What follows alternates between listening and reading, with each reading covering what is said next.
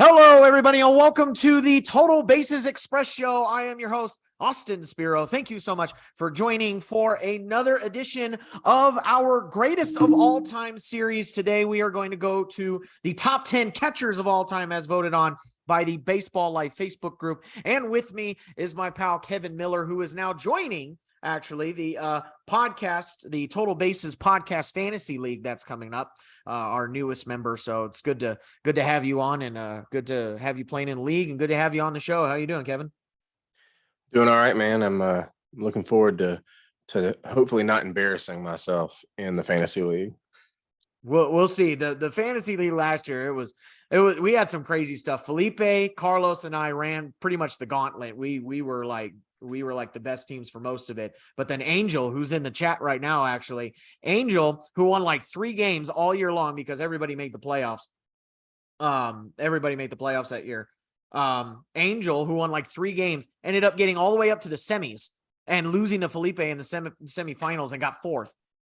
So anything could happen in this league. Hey, his guys got hot, man. They just got hot. That's exactly what happened. It did. I mean, his team looked better on paper than the record showed. He had some really bad luck. I think he lost. I think he counted. He had like 8 or 9 losses by like one category, and it was like super close every time. So I'll never forget in 2012, my fantasy league, I went undefeated regular season. Mm-hmm. I actually picked up Mike Trout as a free agent like the second week of April because I heard he was about to get called up, and we know how that went.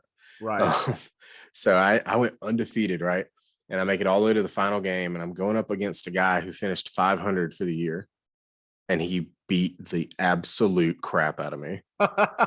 So don't you hate it? I went 20-0 or whatever in the regular season, won my first 2 playoff rounds, and then I lose to a guy who literally went 500 for the year. Don't you hate it? I hate that. It's terrible. So when I first started, I only started playing fantasy about, I don't know, 3 years ago now, I think. And the first league I ever played in was it was a newbie league and Felipe was actually the commissioner of that league. And that's when I was listening to the Total Bases podcast, and so I kind of learned from them and picked stuff up from them, and I was playing Felipe in the newbie league, and a bunch of other people. I ended up making it to the championship game with Felipe of that league, and Felipe and I tied. No, it was the semifinals. Felipe and I tied in the semifinal game, and wow. The only reason that Felipe won was because he was home team. That's awful. Yeah. He had home field advantage, so he won. And because the next week I had the consolation, the 3rd place game. And of course, Felipe and whoever else was in the championship. Felipe ended up winning the championship. And that week I scored more points than anybody. Out of all 4 teams that were playing, I scored more. Hmm. And there's cruel Melvin. World fantasy sports. Cruel world. Melvin will tell you about Suplex City and all that stuff. Anyway, so you're gonna get to hear that. So let's get to our top 10 catchers of all time. So right off the top here, I think this list is probably a little different, and catchers is probably hard to distinguish. Right? It's hard to have a one line of who's a great catcher and who's not, because I think everybody has a different opinion of what a good catcher looks like, right? I put more of an emphasis on defense at catcher than any other position, even shortstop, because catcher, you're in the game the whole time. You're in every pitch. You got to be on point the whole time. And if you're not a good fielding catcher, even if you're a decent fielding catcher, in my opinion, you're looking at like Gary Sanchez. And the only way to make up for your defensive woes is you got to have better, you got to have a really good offense, right, to back it up. But even then, if you have a really good offense and you're not that great of a defensive catcher, you get moved out of catcher. You start looking somebody like Kyle Schwarber, who started as a catcher and now is a left fielder because He just wasn't that good as a defensive catcher. So what did you take into consideration when you were making your list here for catchers? Because I always think this is an interesting conversation. Yeah, I think it's a lot of factors. Obviously, with any position in baseball, you do look at offense. Somebody who's a miserable offensive player.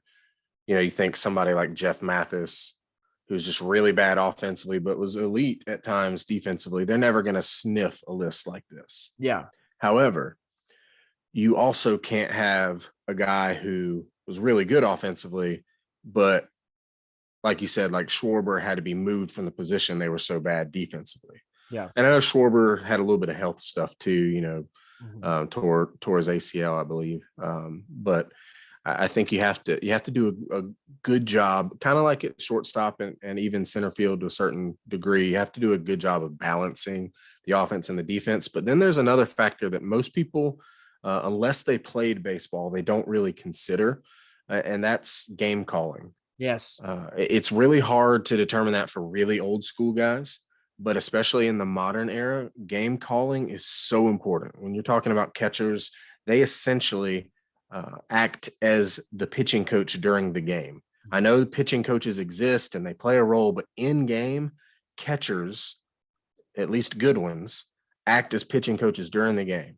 And they're the ones who generally call the pitches. They're the ones that frame pitches, which is an important thing now. Maybe one day when they have robo umps, that won't be a factor, but right now, framing is a big deal.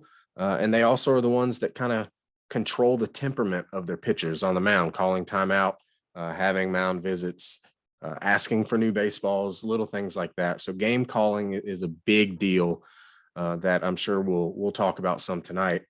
And I really have learned something in the last couple minutes. I checked the chat, and the Angel Morales standard is maybe something we need to consider. We have to look and see if a catcher is small but with a big dad belly. So maybe we just need to reevaluate this whole list and judge it based on, are they kind of small but with a dad belly? I mean, number one be Alejandro Kirk. I mean, it's got to be Alejandro Kirk number one, right? I don't know if that's a dad belly as much as that's just a dad belly. My man's thick. Good hitter though, real good hitter. Oh yeah. Yeah. I mean, I played catcher for a long time, and that's exactly what it is.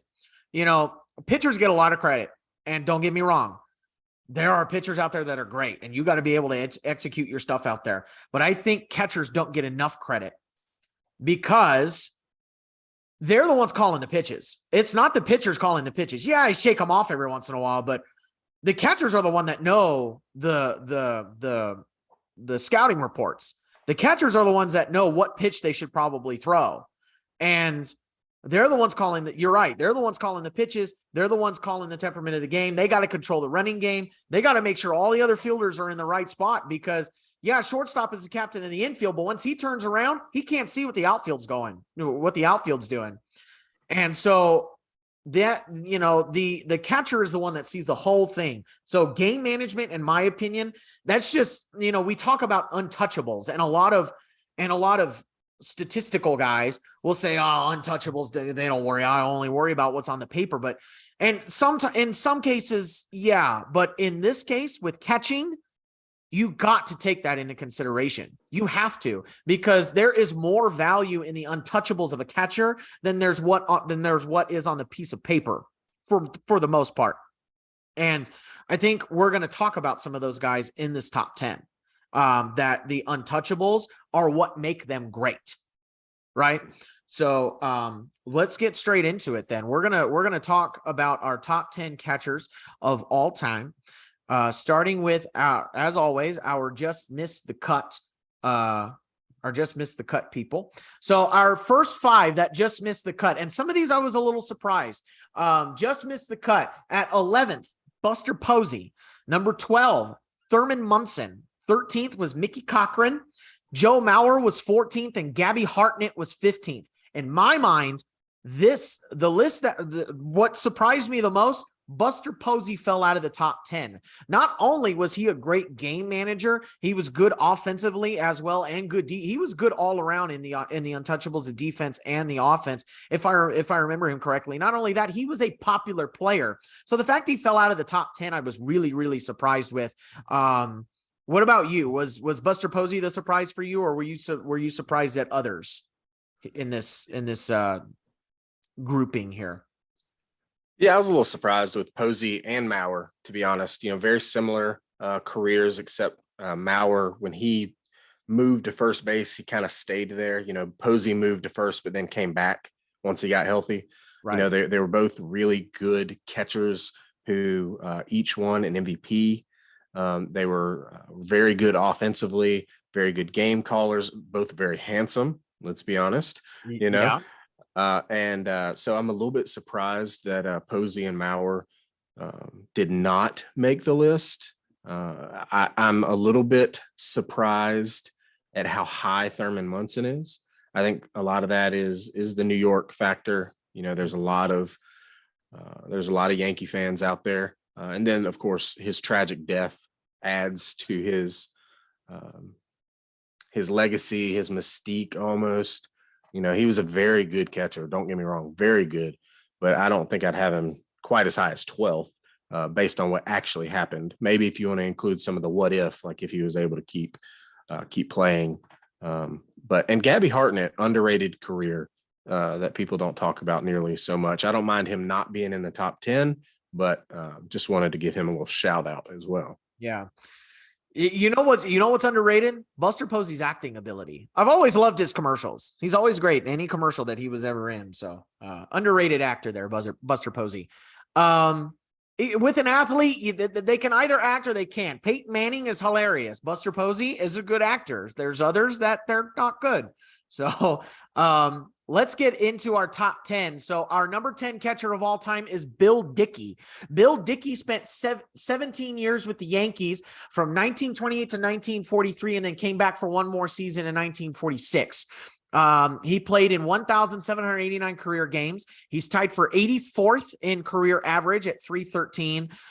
He's got a 126 weighted runs created plus, 56.1 WAR. And with catchers, I tried to encapsulate a little bit of, because we talked about how catchers are a little different.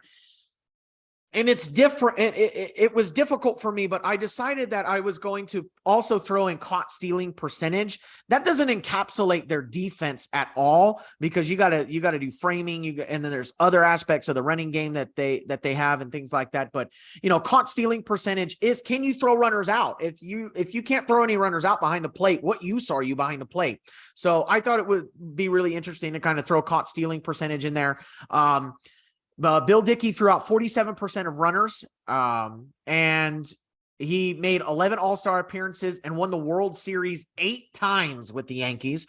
We talk about Yogi Berra and all of the championships he won with the Yankees. Bill Dickey is no slouch either when it comes to the rings. He's almost got 2 full hands of rings. So Bill Dickey starts us off at number 10. What is your take here on Bill Dickey at number 10 there, Kevin? You look at first, you look at the caught stealing number, and you see that's a really, really good number. One of the best of all time. I've heard a story before where Whitey Ford, who played a little bit after Bill Dickey, said that whenever Bill Dickey would come back around to the Yankees, he would always learn something about pitching from Bill Dickey. Anytime he would come back, and he would say anything to the team, to the pitchers, that he would learn from Bill Dickey. And that's high praise coming from a Hall of Fame pitcher who had a Hall of Fame catcher of his own in Yogi Berra. Yep. I don't think he meant it as a slight to Berra at all, but just as a compliment to Bill Dickey.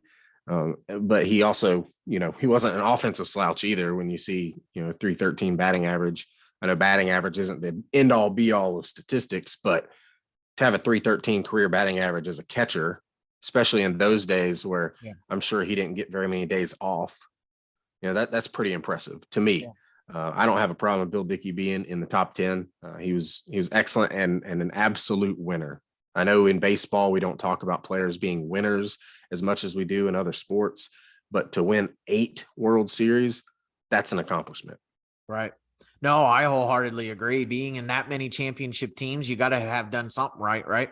Yeah, and we're not going to see very many of these catchers break the record books or be in the top 100 of anything in terms of offensive, because for the longest time, and even still today, catcher is not an offensive position; it's a defensive position, which is why you got to value defense a little bit more than catching. And Bill Dickey starts us off here at number 10. At number 9, probably a very highly contested player here to be on this list, depending on whether you like him or not. Number 9, Yadier Molina. Yadi spent 19 years with the Cardinals from 2004 to his last season in 2022. He played 2,224 games behind the plate. And he hit for a career 277 average, 327 OBP, and a 399 slugging, 97 weighted runs created plus, 55.7 WAR, 40% caught stealing percentage. I was actually surprised that it was, I thought it was going to be higher, especially with the sweet throwing arm that he's got. He's got 10 all-star appearances, 9 gold gloves, and actually with his, little bit lackluster offense, he won the 2013 Silver Slugger. So good for him. But I agree with Yadier Molina at number 9. And the reason why I agree with Yadier Molina at number 9 is because a lot of people say that he was better, or that there were a lot of players that were better than him offensively. There were catchers that were better than him offensively. But in my mind, Yadi is the best complete defensive catcher that we've ever seen, or even especially in this generation, because the caught stealing number is at 40%, but think about the other aspects of catching. And I'll give credit to Melvin, who's in the chat right now. Melvin and I were actually discussing Yadier Molina, and he goes, when you look at the Cardinal starters with Yadi compared to Cardinal starters with anybody else behind the plate, their ERA is a whole run lower with Yadi behind the plate. So that really speaks to the way that Yadi handles the game, and he controlled the running game like nobody's business. I don't remember another catcher with a reputation of, you just don't run on this dude because he will throw you out. And that's a reputation that Yadier Molina had. He's a great game caller, great blocker. Defensively was just a fantastic catcher. And if you look at his prime, he was a serviceable bat. He was just above average. Yes, he's had a career over the span of his career. It's obviously below average in terms of some stats. But in his prime, he had actually above average hitting statistics. So I'm good with Yadier Molina at number 9. I am good with Yadier Molina being in the top 10 here. Right around here is probably good, because you got other players that, all right, their offense trumps him a little bit. But I have no problem with Yadier Molina at number 9, and I would even be okay if he was a little bit higher. What is your take here on, because Yadi is a very you either love him or you don't. So where are you in terms of Yadier Molina, Kevin? As far as this list is concerned, I think Yadier Molina probably belongs at the back end of the top 10. I can see the argument for keeping him out based on his overall offensive statistics. But when we're considering defense, we have to remember, especially specifically with the caught stealing numbers, we have to remember that caught stealing should be a pitcher stat as well. Yes. Some of his pitchers, I think of Adam Wainwright. As great as he is, Adam Wainwright is not as quick to the plate as a lot of other pitchers in baseball. I'm sure that has cost Yadier Molina several stolen bases, considering they've been a battery more than anyone else, I believe, in the history of baseball. Isn't that right? No one else. Yeah. And 2, you don't get credit for a caught stealing when you pick somebody off of first base, which Yadier Molina, according to a stat I saw not too long ago, has done more than anyone in the history of baseball, was picking someone off at first base from the catcher's spot. So if you take those things into consideration, you're probably talking another percentage point or two higher on that caught stealing number. It still doesn't bring him quite to the level of Bill Dickey and maybe a couple other guys, but it makes it a little bit closer. And I think Yachty is a guy who, despite having 2,000 hits for his career, is better known for his defense, and I think that's appropriate. I think he is one of the probably top 5 defensive catchers of all time. I think you can make a pretty good argument for top 3. So I don't have an issue with Yadier Molina being at 9, toward the back end of the top 10. I think the offensive numbers will skew some people's opinions for sure. And, maybe if they really hate neck tattoos, they might bring him down a little bit. Or if they're a Cubs fan. Yeah, or Cubs fans. Cubs fans do hate Yachty. But, if I were a Cubs fan, I'd hate him too. Yeah. but an interesting thing about the Molinas, if you ever get them confused, is that they all have Benjamin in their name. So Really? it's Yadier Benjamin Molina, it's Jose Benjamin Molina, and then for Benji, it's Benjamin Jose Molina. So if you ever get the Molinas confused, don't feel bad. It's actually kind of confusing, but Yadier is definitely the best of the bunch. Yeah. I know the other Molinas were good players in their own right, but the baby brother was definitely the best. Although Jose Molina was the one that really got the whole framing part of catching. He's the one that really got that to catch fire. And Jose in his time was really good at framing pitches. And that was why he had such a long career, was because he could frame pitches. And now he's catching coach for the Angels. So there you go. So let's get into number 8. Our number 8 catcher of all time, better than Yadier Molina, Roy Campanella. Roy Campanella spent an 18-year career with the elite Giants, both in Washington and Baltimore, the Philadelphia Stars, which both of those are Negro League teams, and then he played with the Brooklyn Dodgers. His MLB, this is his whole career, including his Negro League stats. He played in 1,432 games. He had a 500 slugging percentage for a catcher. That's pretty good. 123 rated runs created plus. A 38.2 WAR career, 38.2 WAR. And his caught stealing percentage with Brooklyn, they didn't have it for the Negro Leagues, but for Brooklyn was 57%. He threw out 252 runners out of 453 that stole. He had 11 All-Star appearances, both, that's total in elite or with Negro Leagues and the MLB. And then he won the 1951, 1953, and 1955 NL or the MVP. Roy Campanella at number 8. Now, we're gonna have a couple of these with the Negro Leagues, and the Negro League numbers. Obviously they're not as well kept as the Major League books have been. So there's still some questions around some of these numbers, and also the sample size is not as big because the Negro Leagues didn't play as many games as the MLB did. But Roy Campanella in himself proved that he could transfer over and be successful in the MLB. His caught stealing percentage, he threw out a wide number of runners. He was a great hitter, power hitter in his own right, 3-time MVP. No problem with Roy Campanella being on here. What is your take on Roy Campanella at number 8 on this list? Campanella is a little bit of another what if story, right? If he doesn't get hurt in that car accident, his career in Major League Baseball might be a little bit longer, but it definitely would have been healthier. He was a guy who, when he was healthy and right, was absolutely dominant. He was, a 3-time MVP. That doesn't happen by accident.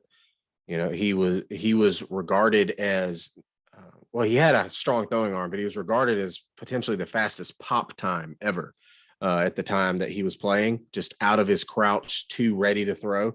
Might have been faster than anybody who had ever played up to that point. And, there were some really good players.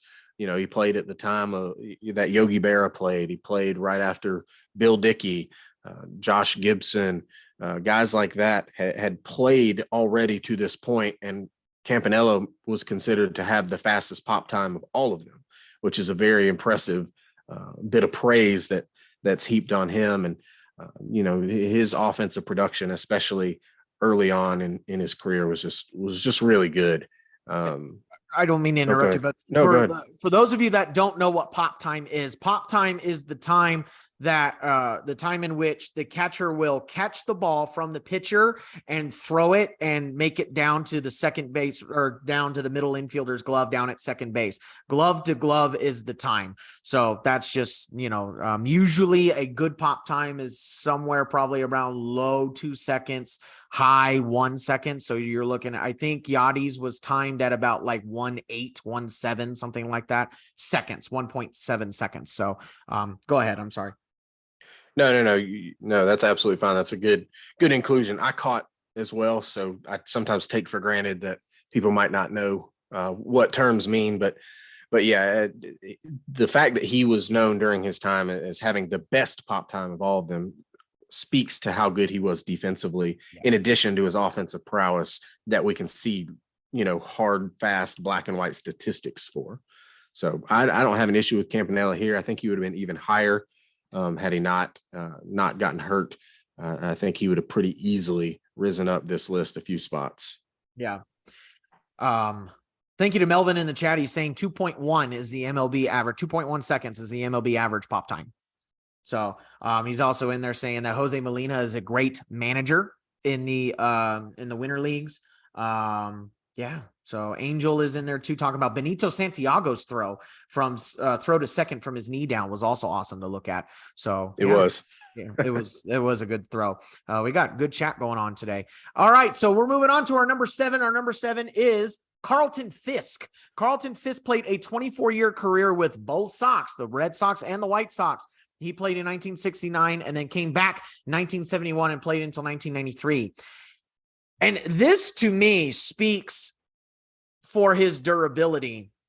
He played in the 61st most games all time, 2,499. For him to be a catcher and play that many games is a lot. That's pretty good. He's got a 117 weighted runs created plus, 70th all time in WAR at 68.3. He has a lower caught stealing percentage than any of the other people we've seen, 34%. He's made 11 All-Star appearances.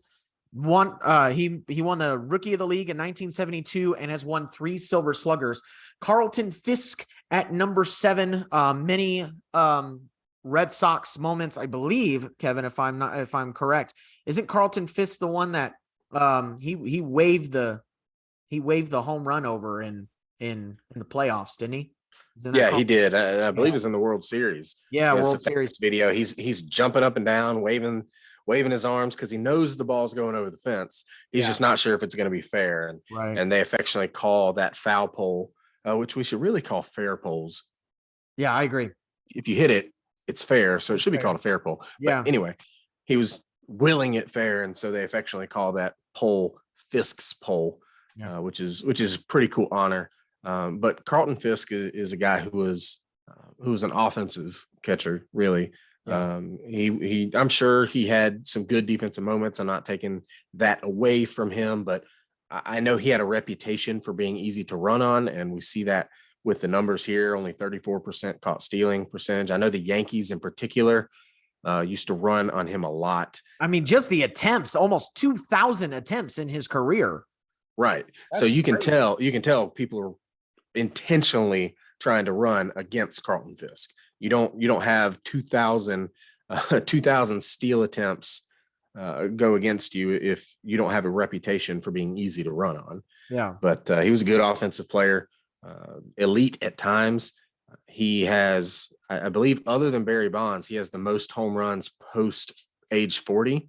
I know that was the case at one point. I think it is still the case, which is an amazing stat for a catcher. Yeah. We're talking about his longevity. A catcher's knees are usually shot by the time they're 30, let alone 40. Yeah. It's amazing that he had that many home runs. I believe it was 70 something home runs after the age of 40. It's just an incredible feat. But I will say, I lose a little bit of respect for anyone who is unwilling to name their kid their exact name, but they basically do it with a name that sounds the same. Carlton Fisk named his daughter Carlin, So Carlton Fisk's daughter is Carlin Fisk. It's like, if you want to do that, just name your kid your name and call him Junior. Like, don't try to disguise it. You have an ego. It's okay. So I lost a little bit of respect for Carlton Fisk with that, but a great player. He belongs on this list somewhere on the back half, definitely, I think. But he belongs on this list.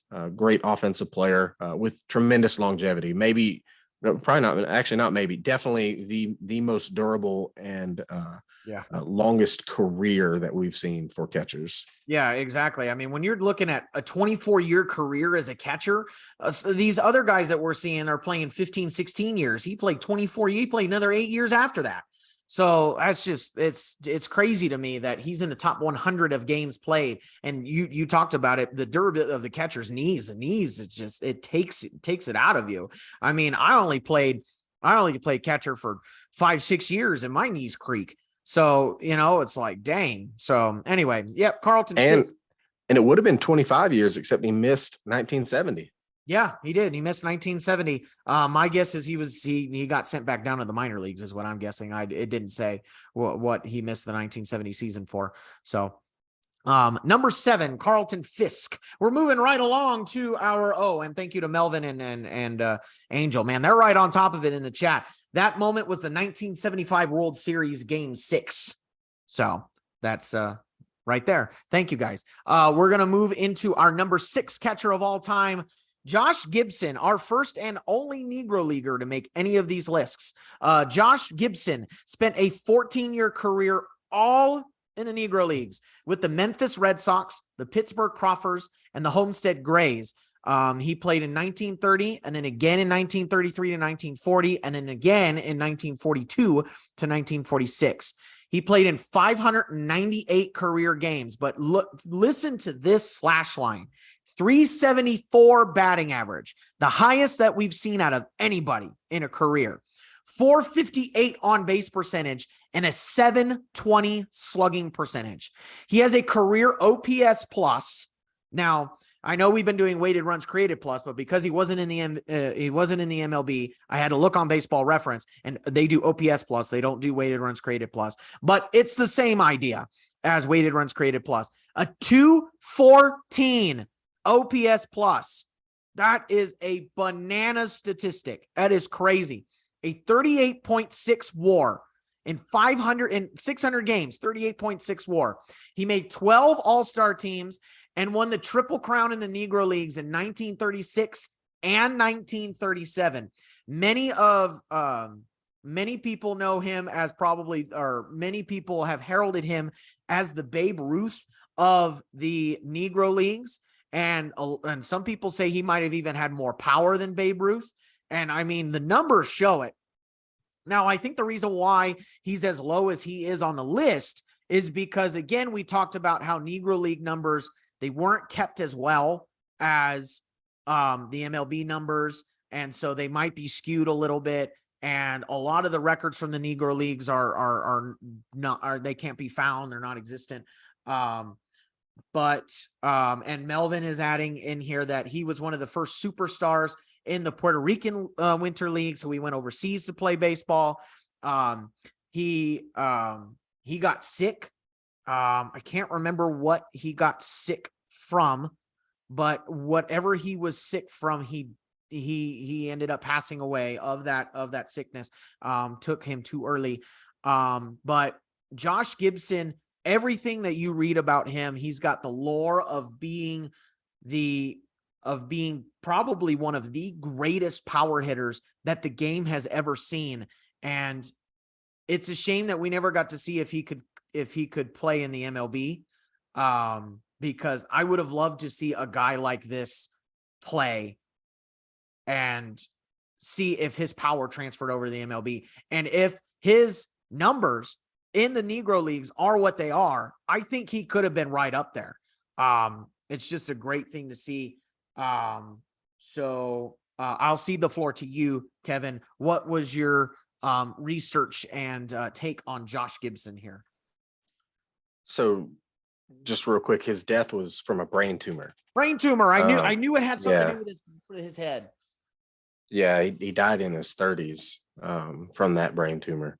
But I have a bit of a unique perspective on the Josh Gibson legacy, so to speak. When I was really young, gosh, I was probably only 7 years old or something. I met and spoke to a very elderly Buck O'Neill. Oh, And then when I was a teenager, I met and spoke to Dennis Biddle, and those two were, I think, pretty clearly the two ex Negro League guys who were the biggest historians of the game, with in thinking of the Negro Leagues, and they both said the same thing to me, pretty much unprompted, and they said that they didn't think that a lot of the players from the Negro Leagues could come over to Major League Baseball because the game was so different. It was just a different style. But they both gave the very clear and definitive caveat that Josh Gibson would have been able to. They made it very clear that they believed that Josh Gibson could have come over and been an excellent catcher in Major League Baseball. You know, he was known as, like you said, as the Black Babe Ruth. When Ruth heard that, Ruth said, "Well, that's ridiculous," and people thought he was, for lack of a better way to put it, being a hater. But he said, "No, that's ridiculous. I can never catch like Josh Gibson." So Babe Ruth and actually Ty Cobb, who gets a bit of a negative reputation, which he earned at times, if we're being honest. But Babe Ruth and Ty Cobb both were actually championing for Josh Gibson to be able to come over to Major League Baseball. It never obviously ended up happening, but that's a cool nugget to see that some of the greatest players in Major League Baseball saw how great Josh Gibson was and wanted him to compete in their league. And he was a guy you mentioned just had prodigious power, right? A guy who, when they would have their barnstorming games, yeah. which if you're unfamiliar with that, it was mostly popular in the Negro Leagues, where they would essentially tell the pitchers, "Hey, fastballs only," and it was to get big crowds and to get people excited. But in the barnstorming games, they claim that Josh Gibson would routinely, not just every now and then, but routinely hit 500-foot home runs, which is just absolutely crazy to think that anybody could do that routinely.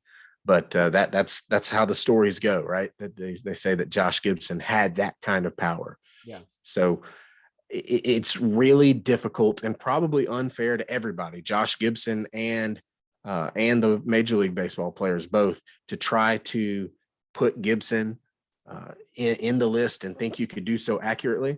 You know, you can make the argument for he's too high, he's too low. It's hard to say, but Josh Gibson as a talent certainly belongs on this list. He's a guy that I think would have been able to compete at a very high level, and would have been on this list if he would have played in the major leagues as well. I agree with that. Especially when you're looking at the numbers that we have and the lore that we have, and so many people saying that, oh yeah, Josh Gibson was as good as everybody says he is, from people that saw him play. You can't help but believe that he would be that good. Have you ever watched the movie Soul of the Game? I have not. So Soul of the Game is a TV movie that came out, I believe, in like the 80s or the 90s, and it's about Negro League players. It has Satchel Paige in it. It has Jackie Robinson when he played in it, and it features Josh Gibson quite a bit. It follows more Satchel Paige than it does Josh Gibson, but Josh Gibson is in it a lot. And the guy that I can't remember his name, the guy that plays Bubba from Forrest Gump, plays Josh Gibson. And I can see that. It's a great movie. It's a great movie. When Baseball Life had our movie best baseball movie bracket, Soul of the Game actually took down The Natural as a better movie. You got to watch it. It's such a good movie, and it depicts Josh Gibson and at the end talks about his brain tumor and all of that stuff. So it's a really good movie. I recommend it. It's one of the only movies that I've ever seen, and I think it's one of the only movies that features Josh Gibson or Negro League players of any stature. So that and Bingo Long's Traveling All-Star too. Bingo Long's Traveling All-Stars. Yeah. Oh man, I want to watch that movie again now. So let's move right along from Josh Gibson into our top 5 greatest catchers of all time. Starting at number 5, Mike Piazza. Mike Piazza spent a 16-year career with the Dodgers, Marlins, Mets, Padres, and A's from 1992 to 2007. Oh, excuse me.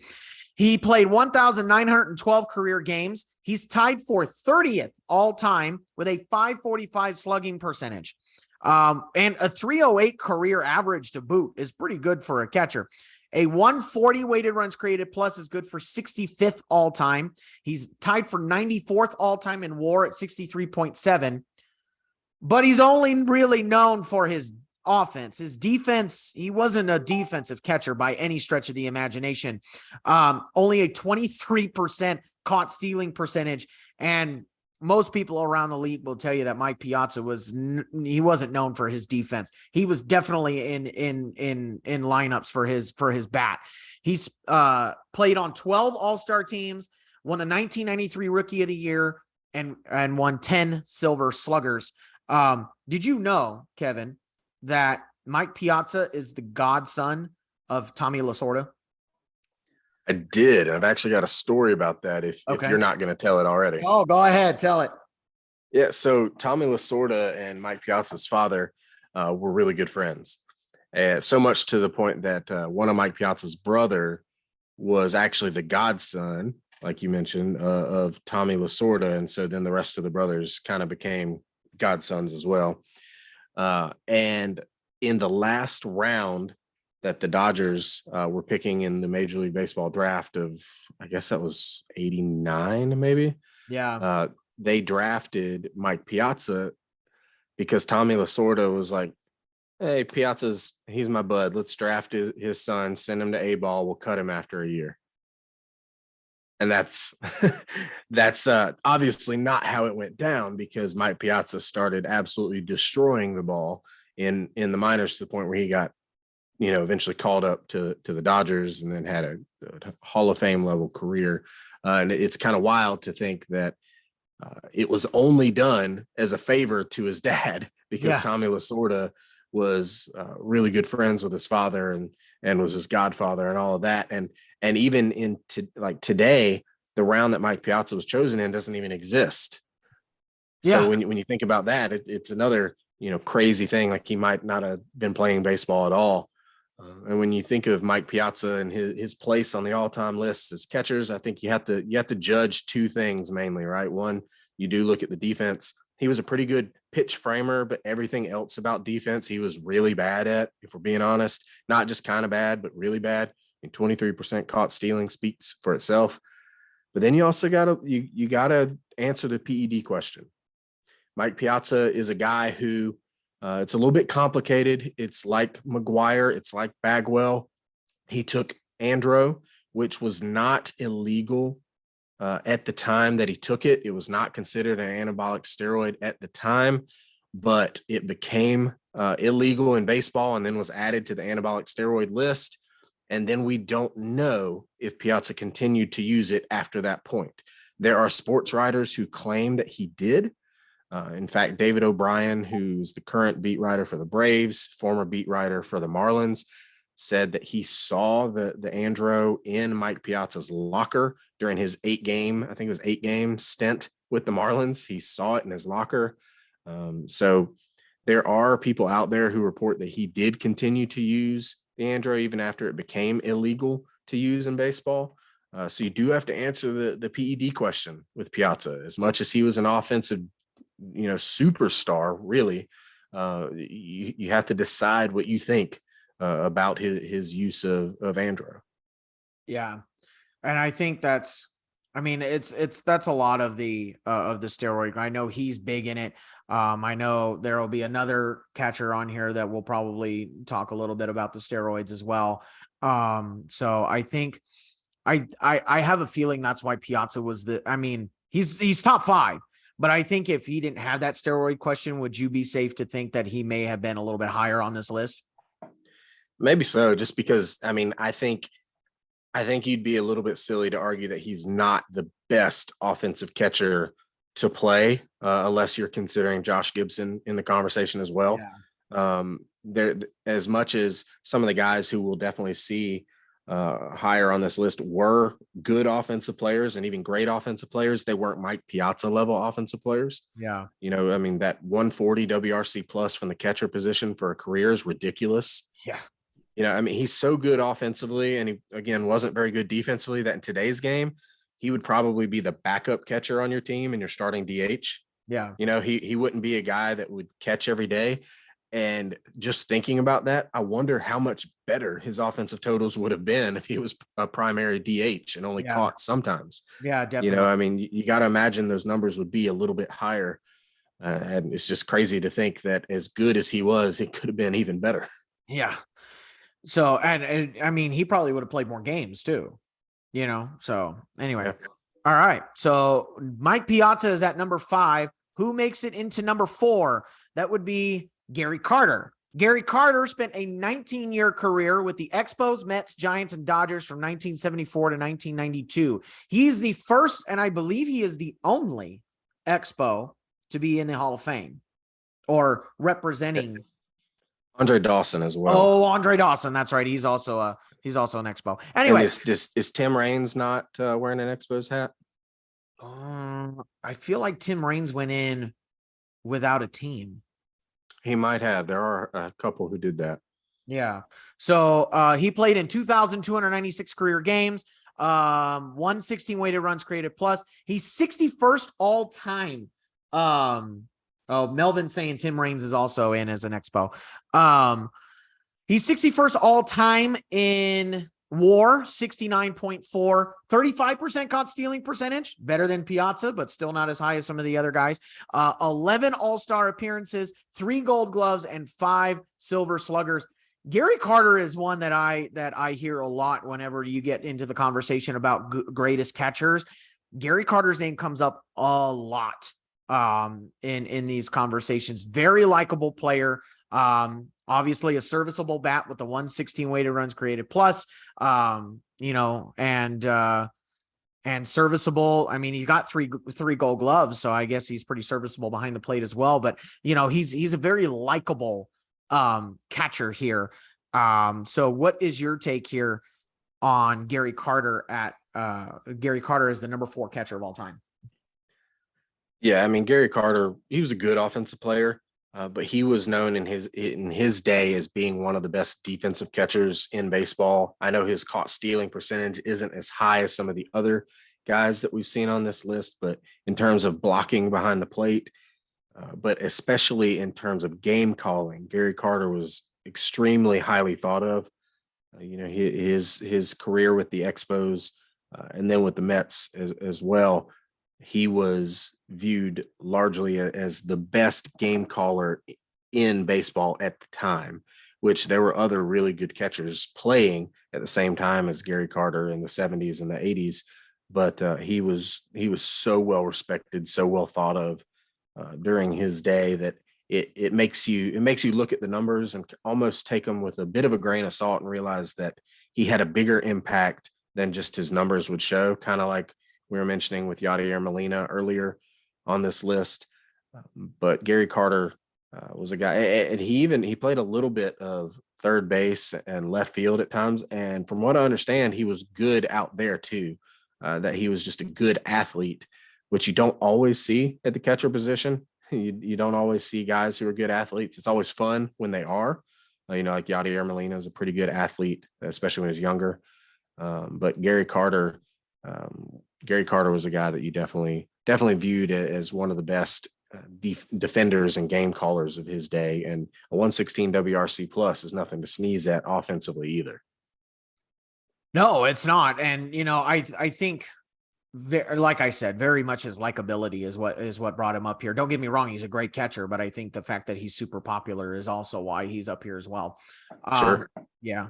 Definitely. So number 4, Gary Carter. We're getting into the top 3. Who is the 3rd best catcher of all time? That would be, we talked about him earlier, Yogi Berra. Yogi Berra spent a 19-year career with the Yankees and Mets from 1946 to 1963, and then again in 1965, where he would later manage with the Mets.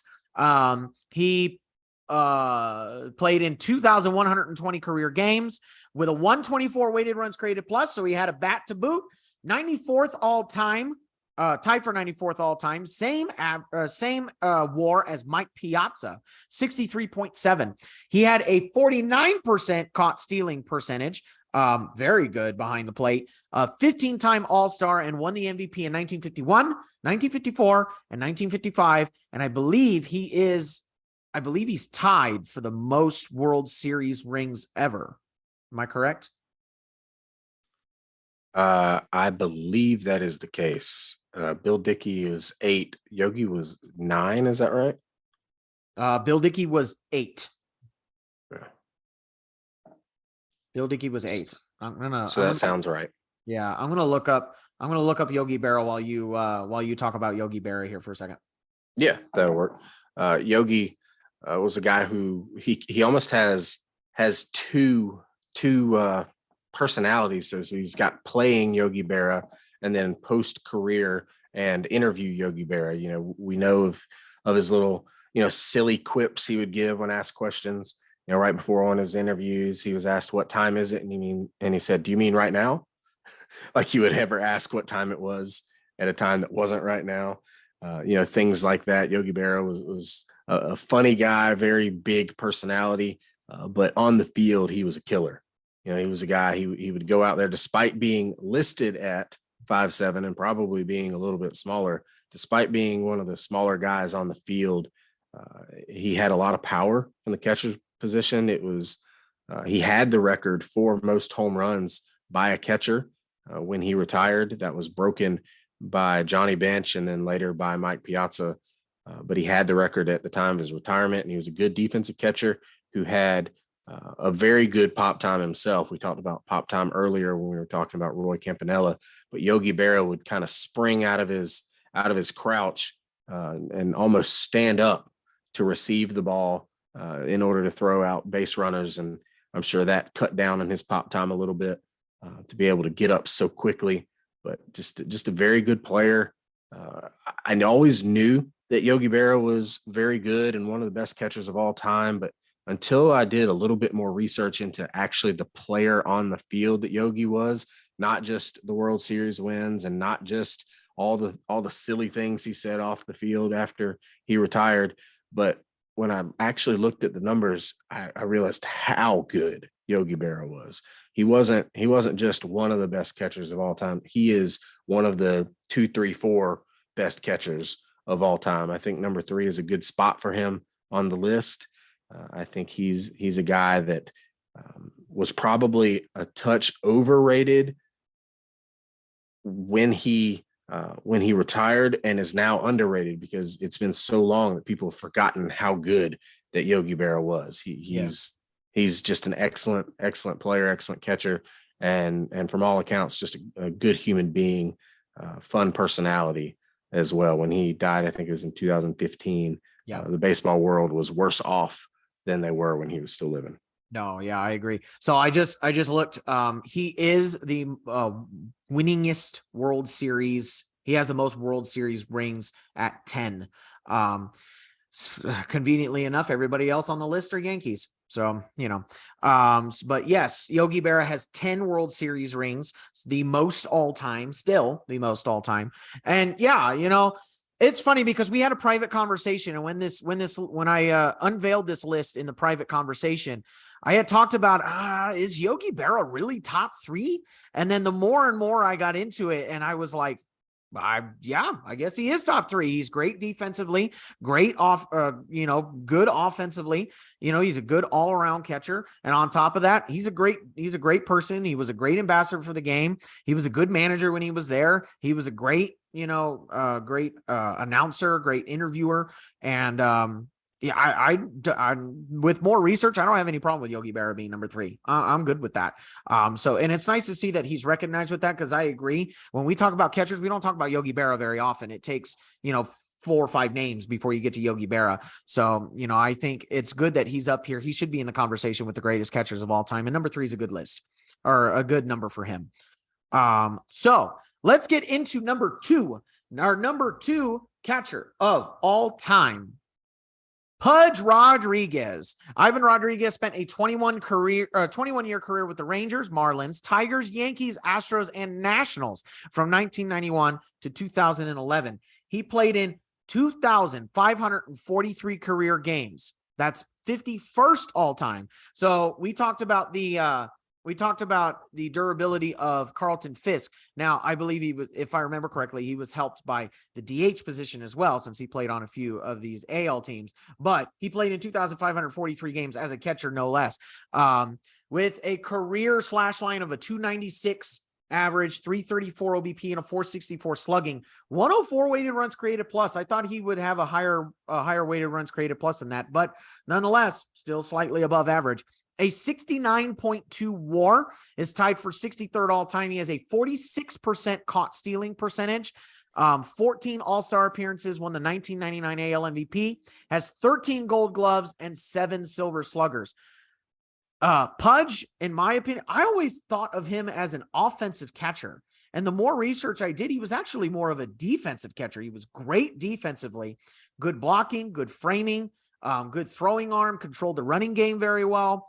And it was no wonder he played on so many teams and played for as long as he did, because he was an asset behind the plate defensively. And, he could hold his own when it came to offensive performance. This is the other catcher that we were talking about with, we could talk about the steroid conversation. I know he was kind of caught up in, accusations of taking steroids. I don't know if he's like Mike Piazza, where he took andro and then stopped, or if people just suspected he took andro.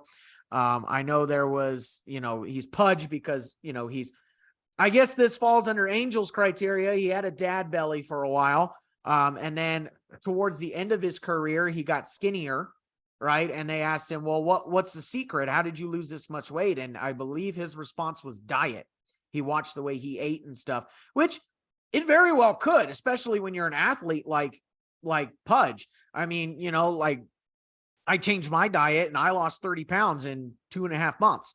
So it can definitely be done. It's not such a far-fetched thing, but he has had that steroid, PEDs conversation. He's been in the conversation. He's had accusations. So who knows? We'll never know anymore whether he is or not.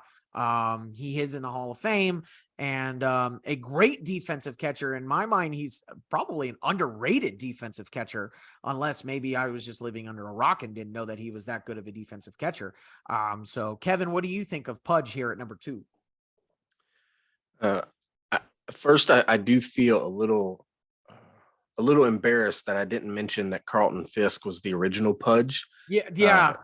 I should have mentioned that earlier, that Ivan Rodriguez was called Pudge second. But Pudge Rodriguez was, and I'm a couple years older than you, not many, but a couple years older than you.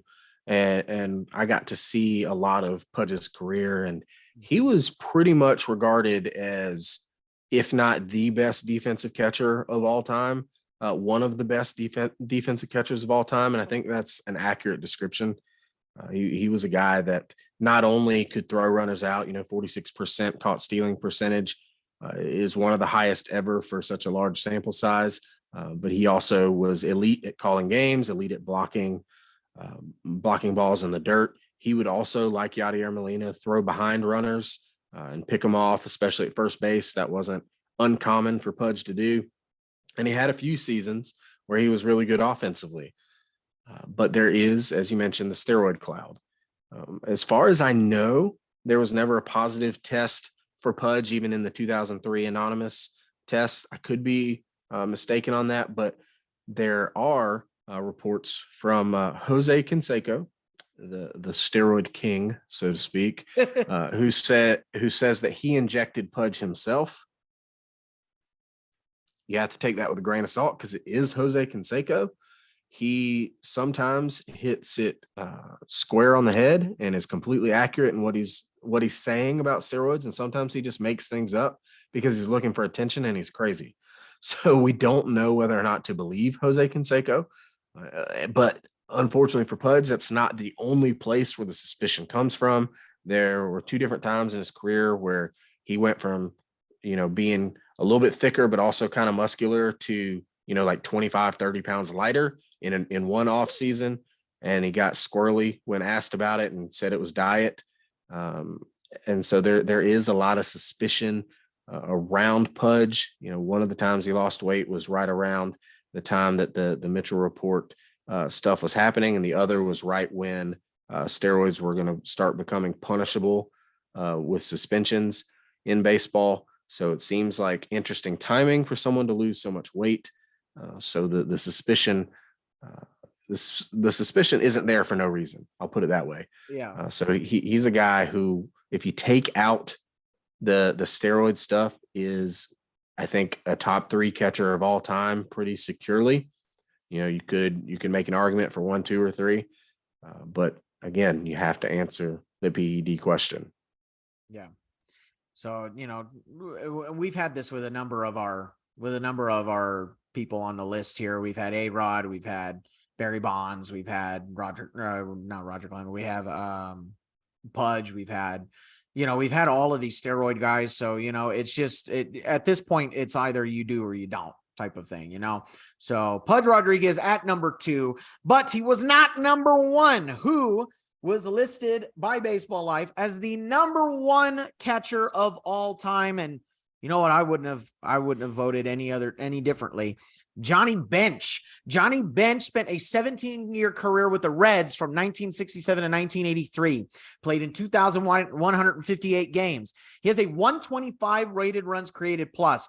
Pretty good offensively. He has a 74.8 WAR, tied for 44th all time as a catcher. He has a 43% caught stealing percentage. 14-time All-Star. 1968 Rookie of the Year, and then won the MVP in 1970 and in 1972. Should have played on the Giants if he's doing this even year thing. 1968 Rookie of the Year, 1970 MVP, 1972 MVP. Might as well have just kept going. And then he has 10 Gold Gloves.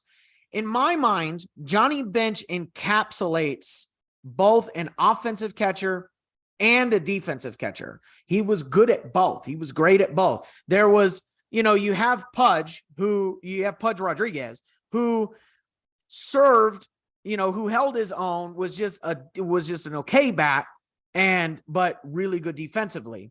You have Yadier Molina, who, again, okay, not great, and the bat, but really good defensively. You have Mike Piazza, who's really good offensively, but was not great defensively. Johnny Bench, I think, was a good mix of both. A great offensive player, and really could produce at the plate and could produce behind the plate defensively. Great defensive numbers, has a pretty good caught stealing percentage. And again, he's another likable guy. And, he was the dude behind the big red machine. Right. So, I mean, and you don't see, I was just talking about this with Angel, who's in the chat right now. I think it was Angel. It was either Angel or Corey. You don't see, it was Corey Decker. You don't see a dynasty without a good catcher. You don't see really good teams that have names like the Big Red Machine without a catcher like Johnny Bench, without a franchise catcher. And I think he is the epitome of a franchise catcher, good at both plate, defensively and offensively. Johnny Bench, our number 1 guy. What is your take here on Johnny Bench as our number 1 catcher of all time? Yeah, to me, Johnny Bench is the greatest catcher of all time. You said a lot of it, right? When you look at offense, he is one of the best offensive catchers of all time. When you look at defense, he's one of the best defensive catchers of all time. And there's not very many guys who can say both of those things, right, and it be true. He was absolutely dominant for a stretch offensively, and then good the rest of his career offensively. And he's considered one of the strongest throwing arms from the catcher position ever, alongside guys like, Pudge Rodriguez, Yadier Molina, Benito Santiago. He's considered to have a crazy strong throwing arm. Early in his career, though, he gave up a lot of steals. That was one thing, but he adapted and got better. I think it had less to do with the arm and more to do with his popping out of his crouch. I think was a little slow, but he grew to learn how to do that well. Mm-hmm. As a matter of fact, before coming over to the Reds, Joe Morgan had the most steals against Johnny Bench of any other player when he played with the Astros and the Colt 45s, as they were known before the Astros. Joe Morgan swiped a bunch of bags against Johnny Bench. So Johnny Bench vowed to learn how to throw out runners, and he did. And he got much better at it. And thankfully for him, Joe Morgan joined his team and couldn't steal against him anymore. So that was a help to his career, but a very good winner as well, who led people well, from what I understand. Joe Morgan was a great person and a great player, but he was pretty quiet. He wasn't as much of a vocal leader on the team, but on a team that had the craziness of everything that is Pete Rose, and then a handful of other big personalities as well. Johnny Bench kind of reined them all in to a certain degree, helped them, win 2 World Series championships in the 70s. And that's not a small feat. There's not too many teams that win 2 World Series championships, other than the Yankees. Which every Yankees fan will be so glad that I just said that. But other than the Yankees, there are not very many teams that win 2 championships with basically the same group of players. But Johnny Bench's Big Red Machine did. And there's a funny story about Johnny Bench in the 70s. Sparky Anderson, the manager of the Reds, was talking with Bench because he was one of the leaders on the team. He's like, "What do you think about trying to trade for Phil Niekro from the Braves?" The Braves were kind of having some down times in the late 70s and early 80s. And Johnny Bench was like, "Niekro is a great pitcher, but if you trade for Niekro, you better trade for his catcher too, because I ain't catching that knuckleball." And if you've ever watched a good knuckleball or tried to catch one yourself, you understand exactly where Johnny Bench is coming from. Dude, it's not fun. It is so hard. So it just goes to show a little bit of Johnny Bench's personality as well there. But to me, the best catcher of all time. I don't think there was a question. I think really when I put this poll out, I was like, if it's not Johnny Bench, I am quitting this whole series. Like that was one of them. I was like, if Johnny Bench is not number 1, I am not putting this on the podcast. So, yes, Johnny Bench, a good choice at the number 1 catcher of all time. And that is our top 10 catchers of all time. We've gone all the way around the diamond. We've done infield, we've done outfield, and we've done catcher. So now we're coming into the final stretch here, and we are going to be doing our, what do you want to call it? Oh, I gotta stop sharing the screen. We are going to get into the other part of the battery, the pitchers going into next Tuesday. We'll start with starting pitchers. And then, did we do relief pitchers? I don't remember. Anyway, we're going to do pitchers. Going into this, we'll have either 1 or 2 weeks for whatever reason. We got kids back. I got, for those of you that don't know, I'm a public school teacher, and we just came back from Christmas break, so now my brain's fried. So yeah, we will have at least starting pitchers, probably relief pitchers as well. We'll have 2 weeks, and it should be a fun time. I can't wait for that discussion. Any parting comments, Kevin, before we sign off here?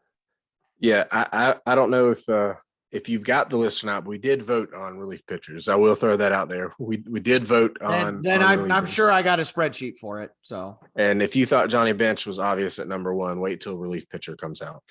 Yeah, right. But I should have mentioned this when Yachty came on. I actually have an autographed card of his dad, Izzy Molina, which is kind of a cool little piece of memorabilia. Izzy wasn't nearly the catcher that Yachty was, but just a cool little thing. Yeah, that is cool. Yachty, for me anyway, Yachty was a great catcher that I liked to watch. He was a great person. He was a great catcher to watch. I like to emulate my catching game from Yachty or Molina, especially the way he threw and stuff. I would study video of how he threw because I wanted to throw like him.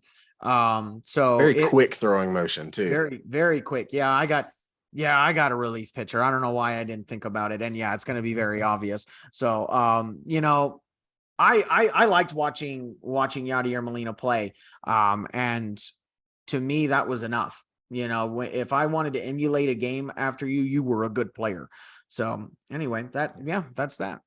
Yeah. A couple of underrated catchers mentioned in the in the chat as well that didn't even make the just missed the cut list that I want to give a shout out to. You know, Jorge Posada, the Yankees, very good career.